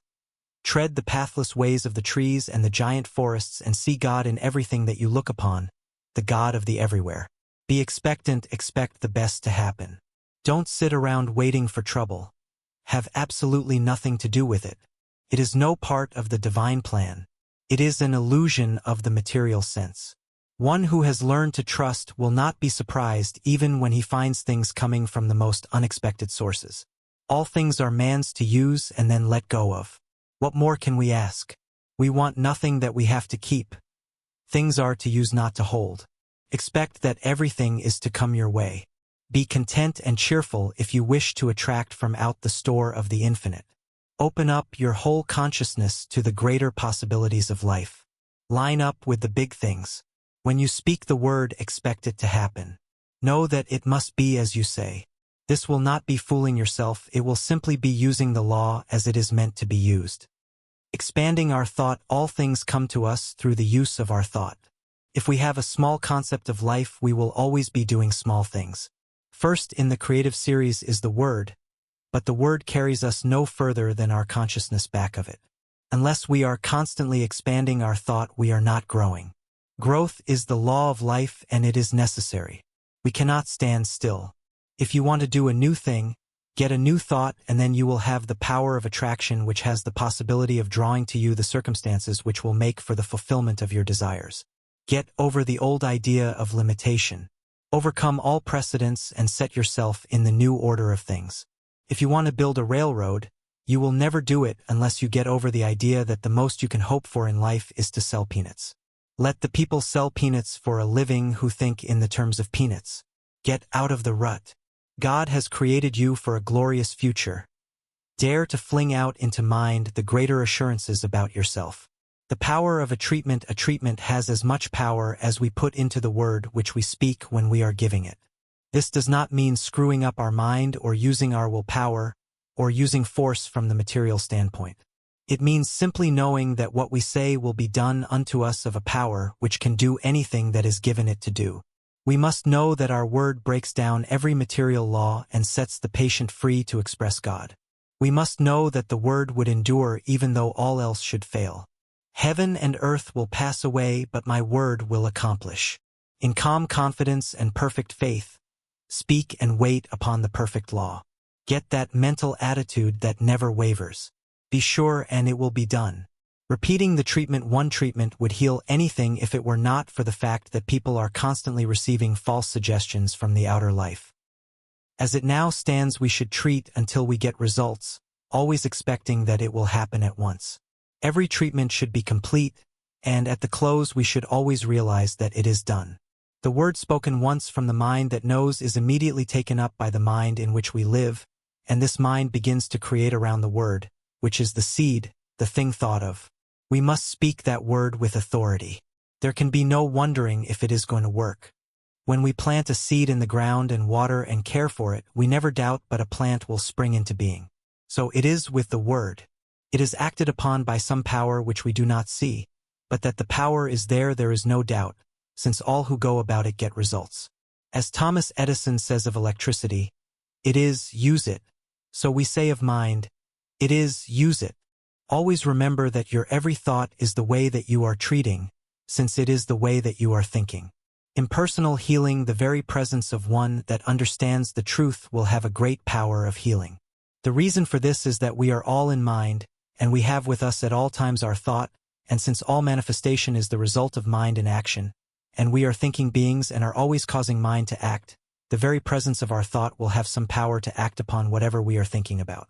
We are dealing with a power which in itself is limitless. We limit it, and so it cannot become to us the bigger thing. Of itself the power is the same that made the worlds, and it cannot realize any sense of limitation. They could not enter in because of their unbelief and because they limited the Holy One of Israel. Stop limiting things. Things are as big as we make them, no more, no less. There is room at the top. Get on top of everything, and dare to dominate the earth. All things are given us to use. Make use of them. Everything is limitless, and we must see the truth that the fault is not in the law but in ourselves when we fail. Not with God but with man. Dare, dare, dare. Think of the bigness of things in the universe. Think of the number of grains of sand, the profusion of all life, and never again limit anything. All is yours to use. Jesus would never have become the Christ unless he had had the courage to say, "Behold, I am he." You will never attain until in some degree you are able to say the same thing of yourself. We must learn to reach out and take what is meant for us, the greater life, the all-good. People say, "Yes, but how do you do it?" Simply know that God makes things out of himself by speaking the word, and that in your own life you can do the same. All people can think and all people can speak, at least mentally. This is all that you need to begin on. The word is at the center of all creation and is first cause, the starting point of all that you see. The word is in your own mouth, and all that you have to do is to speak it. The trouble is that we are speaking the word, and in the next breath we are denying its power by seeing something that contradicts it. If the word is the way that God creates, it is the right way. If it works for God, shall it not work for us? As yet our word is more or less imperfect, but more and more it will become perfect, and so the outer condition will be brought up to the inner word. All words have as much power as we put into them when we speak. The word is already in our own mouths. That word is all that you will ever need to bring happiness, health, and success to you. Do you wish to live in a perfect world peopled with friends who love you, surrounded by all that is beautiful and pleasing? Do you wish to have the good things of life? There is but one way, and that way is as sure as that the sun shines. Forget all else and think only upon what you want. Control all thought that denies the real, and as the mist disappears before the sun, so shall all adversity melt before the shining radiance of your own exalted thought. The prodigal son remained a prodigal only so long as he chose to do so. When the thought came to him to return, he was greeted by the Father with outstretched hands. So shall we find that when we turn to that world which is perfect, there will be something that will turn with us, and we shall behold the new heaven and the new earth. Not in some far-off place somewhere beyond the clouds, but here and now shall we become free. We must do away with all that hinders the true growth, all the little thoughts that hinder us from becoming. Human strife comes from the thought that there is not enough to go around. Forget it, we cannot use even what we see, and what we do not see is infinite.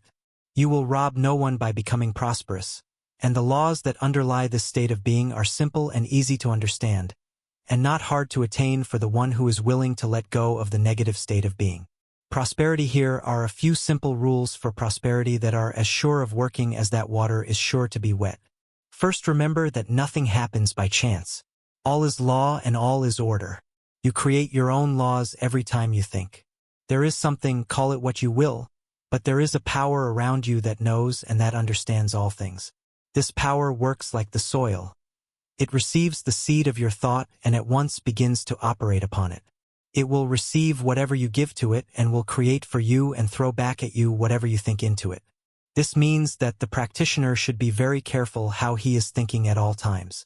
Not alone in the moments of the deeper silence are we treating our patients, but perhaps more than this, we are treating them in an impersonal way at all times.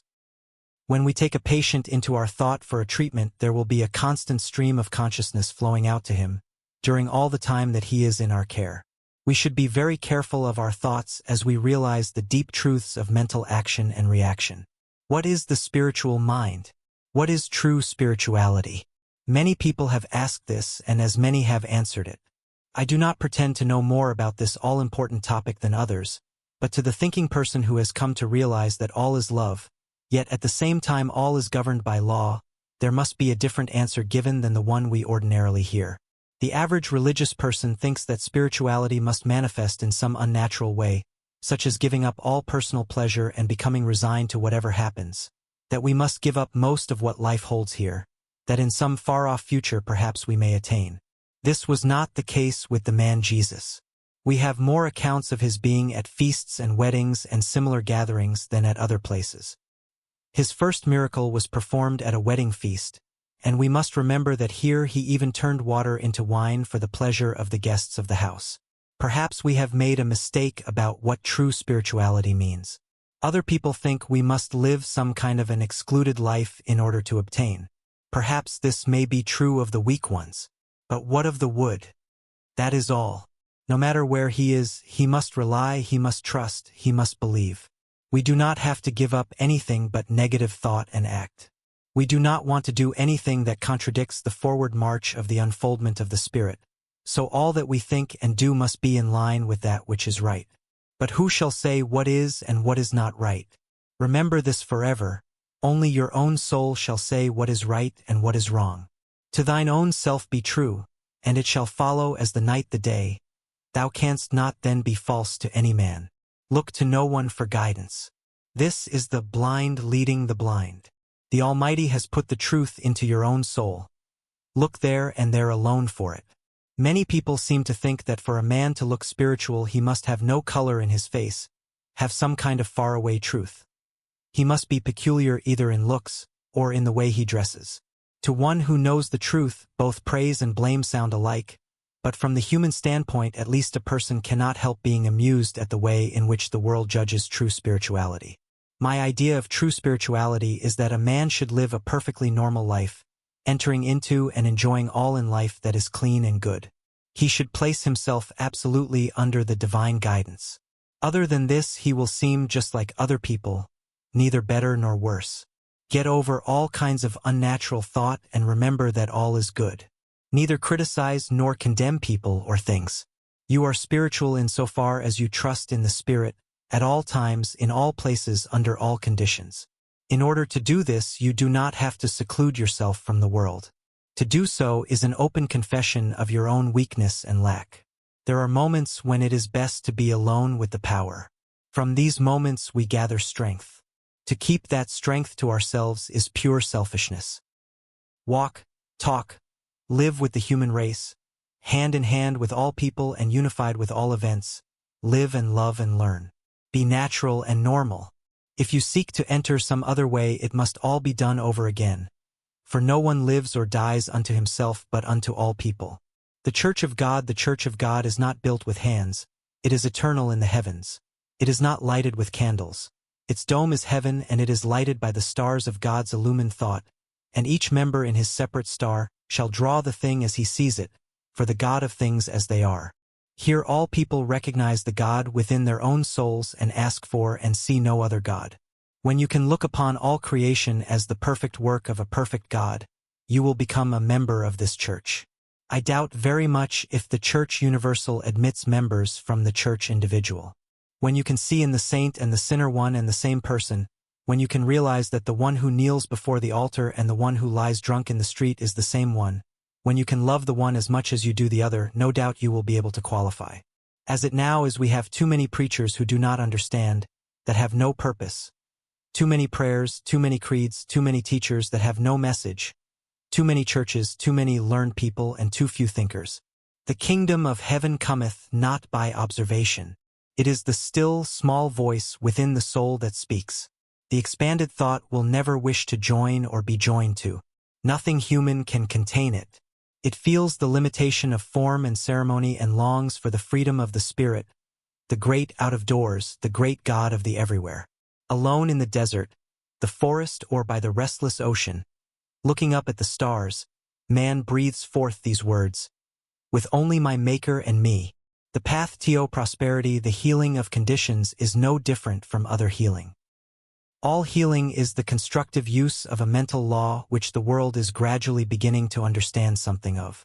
Again, we must reiterate the principle of all life. We are surrounded by a thinking medium from which all things come. We think into it. It does the rest. Since we are thinking beings and cannot stop thinking, and since creative mind receives our thought and cannot stop creating, it must always be making something for us. What it will make depends absolutely and only upon what we are thinking, and what we will attract will depend entirely upon our holding thought to the complete exclusion of all that would contradict it. It is not enough that we should sit down and say, "I am one with infinite life." This must mean more than mere words. It must be felt. It must become an embodiment of a positive mental attitude. It is not claiming something to be true which is going to happen. It is not sending out an aspiration, or a desire, or a supplication, or a prayer. It must be the embodiment of that which knows that now it is. This is more than holding a thought. Our ability to attract will depend upon the largeness of our thought as we feel that it flows out into a great universal creative power. We are dealing with the form in thought, and not with the form in matter. We have learned that when we get the true form in thought and permeate it with the spirit of belief, we will see the thought made flesh without any further effort on our part. Thought can attract to us only that which we first mentally embody. We cannot attract to ourselves that which we are not. We can attract in the outer only that which we have first completely mentally embodied within, that which has become a part of our mental makeup, a part of our inner understanding. A man going into business will attract to himself that which he thinks about the most. If he is a barber, he will attract people who want to be shaved or have their hair cut. If he sells shoes, he will attract people who want to buy shoes. See Creative Mind and Success, by the author of the present volume. So it is with everything. We will not only do this, but we will also attract as much of anything as we mentally embody. This is apt to be overlooked in the study of metaphysics. It is not enough to say that we attract what we think. We become what we think, and what we become we will attract. Do not become merely sentimental about this. Your life is governed by more than a sentiment. It is governed by law, something that cannot be broken, something that picks up every mental attitude and does something with it. This fundamental proposition of the law should then work out into our conditions. Always remember that it does just as we think. It does not argue, it simply does the thing as we think it. Now how are we thinking? Never ask a patient how he is feeling. Ask, how are you thinking today? This is the only thing that matters. How are we thinking about life and our conditions? Are we receiving the race suggestion? Are we saying that there is not enough to go around? If we are saying this, it is our belief, and there is something that will see that it becomes a part of our expression. Most people, through ignorance of the higher laws of their being, are suffering from the thoughts imposed upon them from a negative and doubtful world. We who are claiming the use of the greater law must emancipate ourselves from all sense of limitation. We are not to be governed by the outer confusion but by the inner realization. We are to judge life not from the way that things in the past have been done, but from the way that the Spirit does things. The way of the Spirit, again, let us say that the Spirit creates by becoming the thing that it thinks. There is no other possible way in which it could work. Since it is all and there is no other, the thought of opposing forces never enters into its mental working. When we are judging from the outer, we are not working in line with the power that we should be using.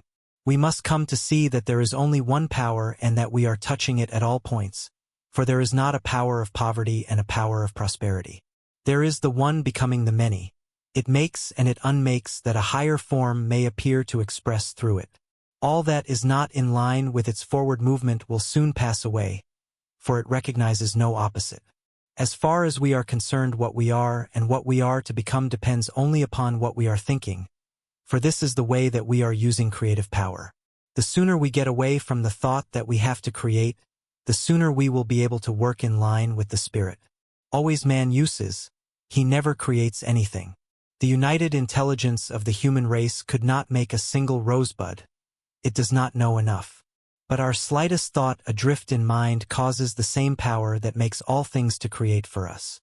The great error of the race is, and always has been, that men have thought to give a physical reason for things. When that reason has not answered the problems of life, they have sought out some other reason just as physical.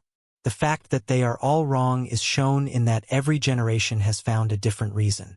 When truth is found, it will also be found that it never changes to suit the whims of the human fancy. This is proven by the fact that whatever of the real truth the race has discovered has never been changed. The truth that was revealed to the prophets of old has never changed. It is the same today as it was thousands of years ago. Whoever touches truth, no matter in what generation, will always get the same answer. The great truth that was revealed from Moses to the time of Jesus is the same truth that is still revealed to all who will accept it. It is simply this: we are now living in a spiritual universe governed by mental laws of cause and effect. Moses saw it mostly from the standpoint of the law of cause and effect, an eye for an eye. What does this mean? It means, as Jesus said, "As a man sows, so shall he reap." Moses saw the law. Jesus saw not only the law, "I am come not to destroy but to fulfill," but he saw behind the law the reason for it, and revealed behind all law the great lawgiver, a God of love working out the great inner concepts of his own being in harmony and in beauty, filled with peace, causing the sun to shine alike upon the just and the unjust. Jesus did not try to overcome the use of law. He understood all law, and he well knew that all law was at his command. He did not break the law, he fulfilled it. So we must find that all is at our command through these same laws. The man who understands law and complies with it will have no difficulty in demonstrating that it is as true for him as it ever was for anyone else. What, then, are the laws underlying prosperity? The first is this, and we must not try to escape it: "Thou shalt have no other gods before me." This me is spirit. We are, then, to trust only in the activity of spirit for what we need. But the world will say, human things come through human agencies. This may be true, but we must realize that the power we are dealing with also has within its own mind all people and all things. We do not have to treat people. What we have to do is to embody principle. Principle may use people, but that is no part of our responsibility. Ultimately, all is spirit, and spirit, which is the beginning, is also the end of all manifestation. I am the Alpha and the Omega. Our life, then, is to be governed by spirit. We need look no further. It will do for us all that we will ever ask, provided we believe. Why, then, has it not done so? The answer is that it has already done so, but we have not received it. The Spirit may offer, but we must accept the gift before it can be made. Behold, I stand at the door and knock. We must understand that this receiving is a mental process. It is one of mentally taking. The way, then, that we are using mind through our thought is the way that we are treating ourselves for prosperity. So simple, and yet we have not understood it. If a man says, I have not, he will not receive. If he says, I have, he will receive. To those who have shall be given, and to those who have not shall be taken away even that which they have. This is a veiled statement of the law of cause and effect. When you send out into mind the thought that you have not, it accepts the idea and takes away from you even that which you have. Reverse the process and say, I have, and it will at once set to work to create for you even more than you now possess. You will readily see then that you are not dealing with two powers but with one, and that it operates through your own thought, doing unto all even as they believe. The level of consciousness, since all is mind, and it is done unto us as we mentally think. All life is simply a law of thought activity of consciousness. In our life the power flows through us. If we provide a big receptivity, it will do a big thing. If, on the other hand, we only believe in a small way, the activity must be a small one. The Spirit can do for us only what it can do through us. Unless we are able to provide the consciousness, it cannot make the gift. Few people have a great consciousness, and this explains why so few excel. The power behind all things of itself is without limit. It is all power. In us it has to become what we make it. We carry within our own soul the key to all expression, but few enter in. The door is not seen with the physical eye, and as yet but few have gained the ability to see. The majority merely look. Realizing, then, that while the power is limitless, it must become operative through our own thought, we shall see that what we need is not some greater power, but that what we really need is a greater consciousness, a deeper realization of life, a grander concept of being. We must unify ourselves with the great whole. The man who dares to fling his thought out into universal intelligence with the positive assurance of one who knows and dares to claim all there is will find that it will be done. God will honor his request. On the other hand, the one who fears to speak lest God will smite will find himself smitten of the law, not because God is angry, but because it is done as he believes. We have a right to have and should expect to have in this world all that will make for the comfort and for the luxuries of life. What matter how much we have, if we rob no other soul to get it? Shall not the power that so lavishly spreads itself out into nature give to us its highest expression, all that we can ask? We dishonor God when we claim less than all. Until we can expand our thought so that we shall be able to say also, I am, we need not expect to get great results. The soul that knows its own divinity is the great soul. Before it all else must bend.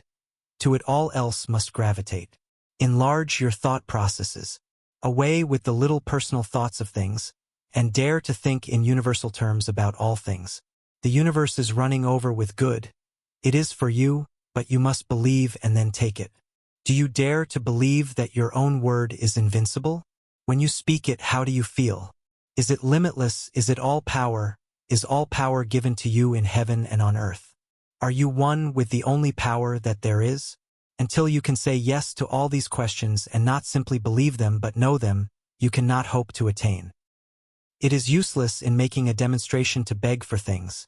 As well beg that water should be wet or that fire should be hot. Things are, we must take them. Your word has only the power that you put into it, no more and no less. We are all held accountable for every word that we speak because all is the action and the reaction of mind.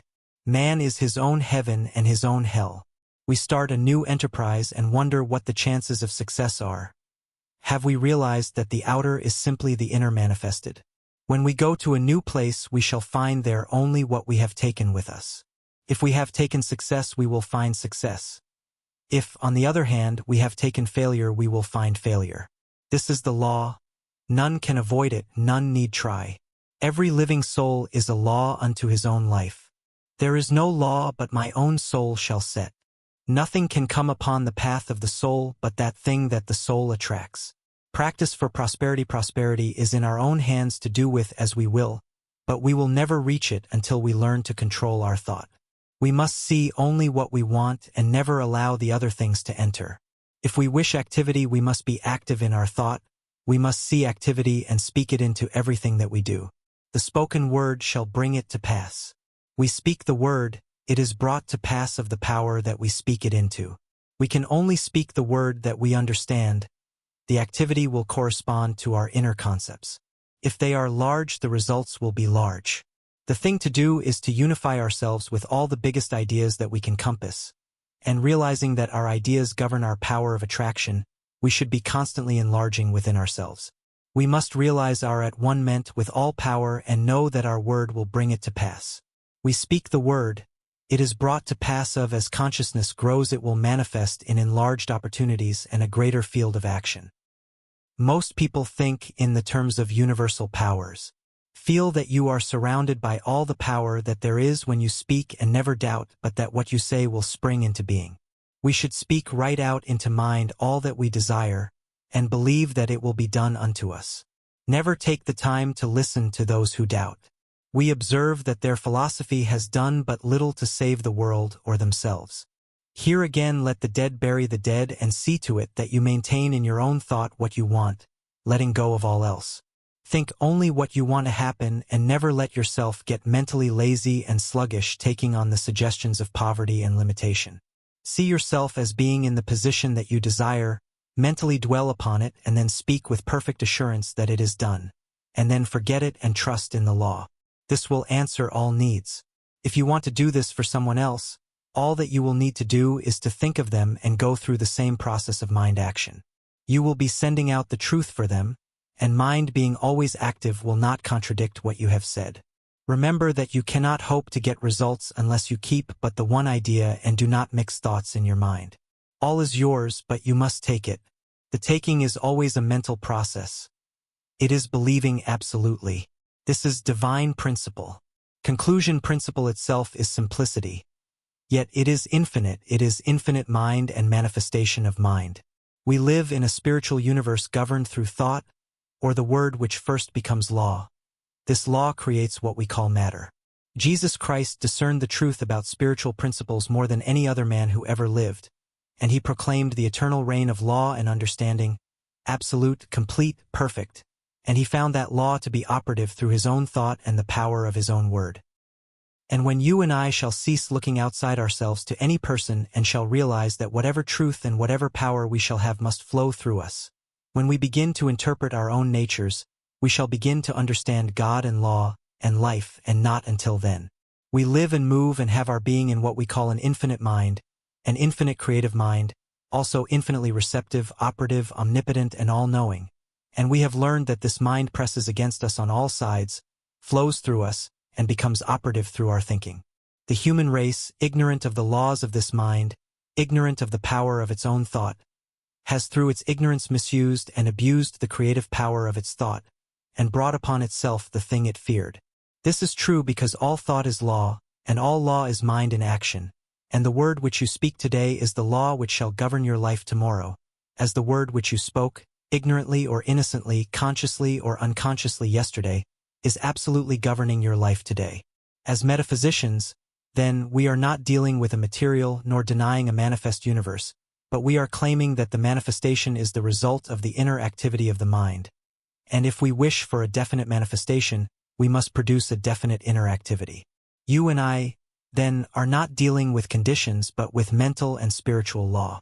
We are dealing with the power of thought, the power of mind, and the more spiritual the thought, the higher the manifestation. The more our reliance upon what we call God, the greater the power. It is the new education because it strips all the false from the old belief and reveals the individual. It is the new age because as sure as God is, it will usher in and express the perfect life, the revelation of this truth, and our ability to use it. And it is your own fault when you know this and do not prove it. If knowing the infinite power flowing through you, you still remain sick and unhappy, miserable and poor, my friend, it is your own fault. Do not blame God, do not blame man, and do not say it is of the devil. It is your own fault. Every time you say I am, you are recognizing the eternal infinite presence of omnipotent power within yourself, which is God operating through your thought, and that is why you bring upon yourself the thing you fear, and why you bring to yourself the thing you want. When 51% of your thinking is health and life and power, that day the 51% will swallow up, erase, kill out the rest. The day you, as an individual, through 51% of your thought, pass beyond the perception of limitation, you will draw out of the universe everything you desire. Poverty will desert you and you will be emancipated forever. The day you think 51% of happiness, misery shall depart and never return. Is it not then worth your time and your effort, and should it not be the greatest purpose in the life of any awakened soul so to depict this principle as to emancipate himself? The way can be shown, but each individual must himself walk the way. We are so bound by suggestion and hypnotized by false belief, so entangled by the chaotic thinking of the world, thinking which is based upon the principle of a dual mind, that we become confused and are not ourselves.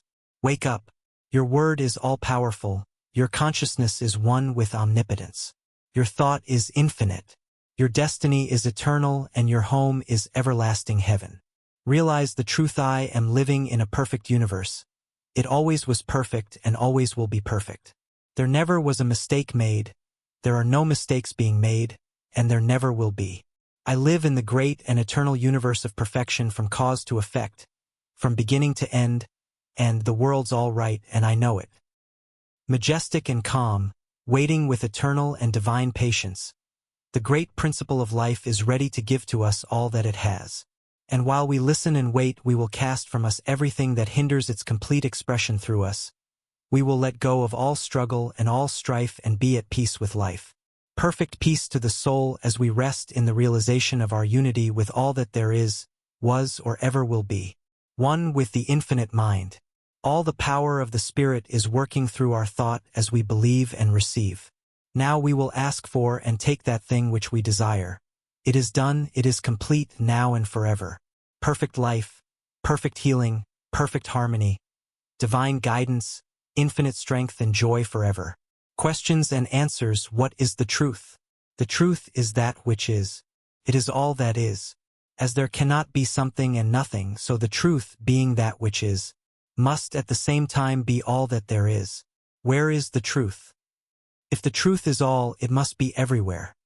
Being all, there is no other substance to divide it with.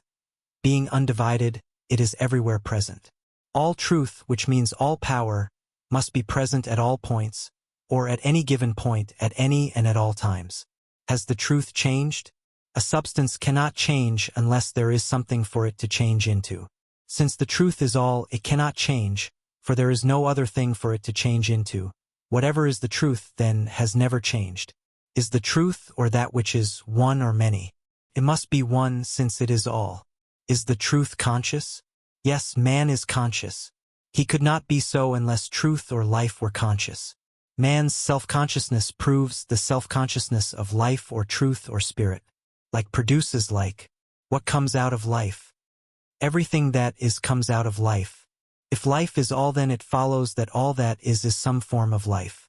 How does life make things? Being all, it must make things out of itself. It must operate upon itself, through itself, and out of itself must make all that is made. Being conscious, it must know that it is doing this. What would we call this inner movement of life? The inner movement of life or consciousness we would call thought, or the self-knowing of life or spirit.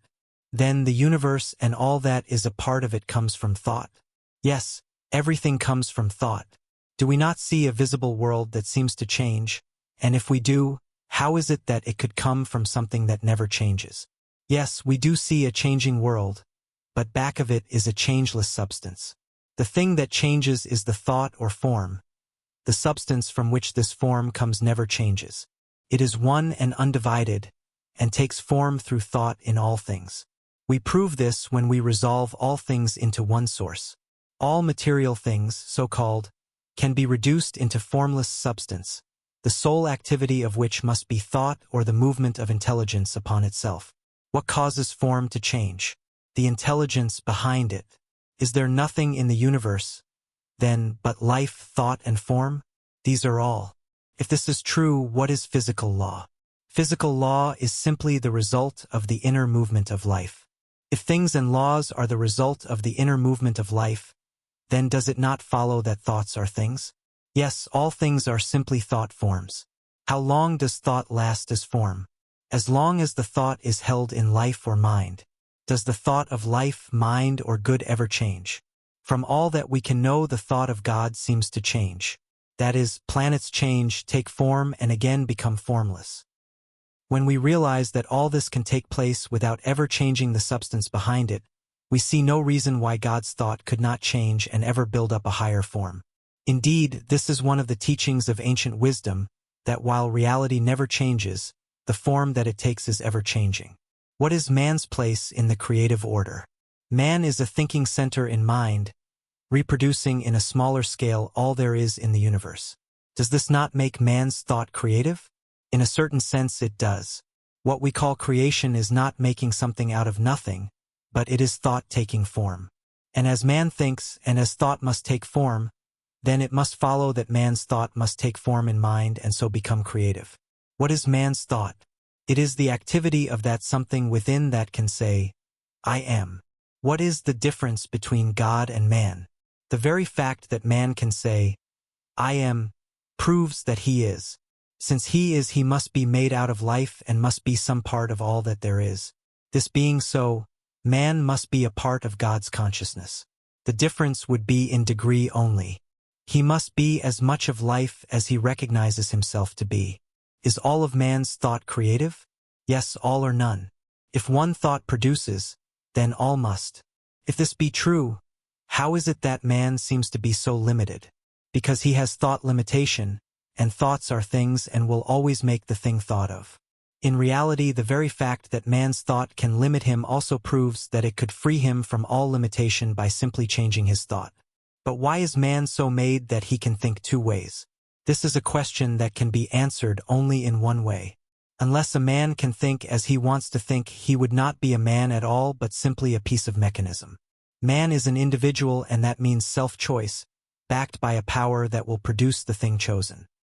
In discovering himself, man chooses many things, uses them and passes to a higher choice, ever ascending in the scale of being. As fast as he chooses, he experiences that thing which he thinks about. What is evil?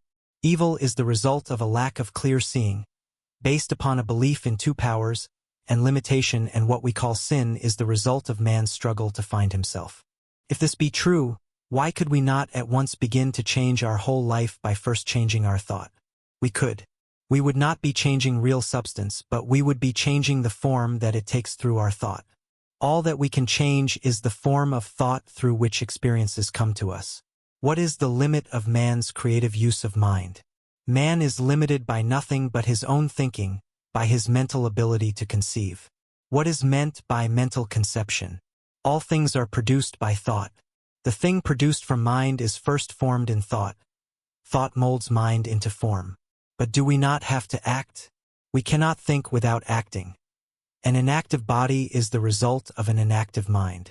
In using our creative powers, how far do we have to consider the conditions under which we live? We do not have to consider them at all. Conditions are the result, the effect, and not the cause. We create them as fast as we think. How would a person start to change conditions? By first changing thought and by realizing that we are not dealing with an illusion, but with the great reality. Then by acting as though we already have what we think. How long would it take to do this? As long as it would take to let go of all negative thought and embody all positive thought. This would depend entirely upon the individual and his mental ability to control thought. What would hinder us the most? Ourselves. No one gives to us but ourselves, and no one takes from us but ourselves. Can no one else help us? Only to a limited degree. While we may be helped by those who understand the law, for a time, yet sooner or later we must ourselves take the creative responsibility of our own lives. Others may think for us for a few moments a day, but we think for ourselves all the time. But does not God help us? Yes, God helps all, but must do it through law. All's love, yet all's law. How should we pray? By giving thanks that we already have that thing that we pray for, by completely believing and by never doubting. When ye pray, believe that ye have received, and ye shall receive. We must be sure that in no way shall we think, act, or talk, or read about limitation. We must all be a law unto ourselves. Definitions: God. Infinite spirit, self-knowing mind, life, truth, intelligence, love, all cause and all effect. that invisible power which makes all things out of itself, by an inner action of its own thought upon itself. The visible universe. The ideas of God in expression, the body of God, expression of the divine mind. All visible life is an expression of an inner concept. Law. Mind in action. Law is not cause, it is effect. It is intelligence operating. All law is universal. Vibration. Not intelligence, but the result of intelligence, it follows cause. Thought. The activity of mind. Man, a thinking center in mind. Creation. Thought becoming form. The Immaculate Conception. Sin. Lack of understanding. Righteousness. Spiritual understanding. Sickness. Image of thought held in mind appearing on the body. Health. The realization of perfect life. Poverty. Limited thought. Riches. The realization of our unity with life which is limitless. Consciousness. The realization of the fact that we are life.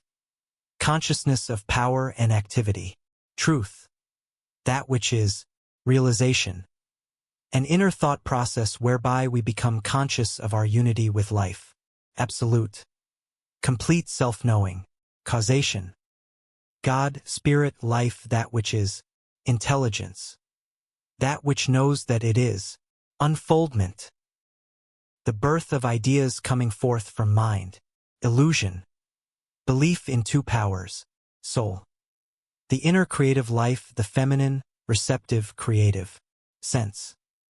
Not an illusion, but the faculties through which we contact life in its expression. Motion. The inner activity of life producing manifestation. Effect. The result of inner motion. The word. The activity of thought. Faith. Positive mental activity. Fear. Negative mental activity. Attraction. The drawing power of thought. Unity. One mind flowing through all and in all. Objective. Life in its outer form. Subjective. Life in its inner thought or form. Karma.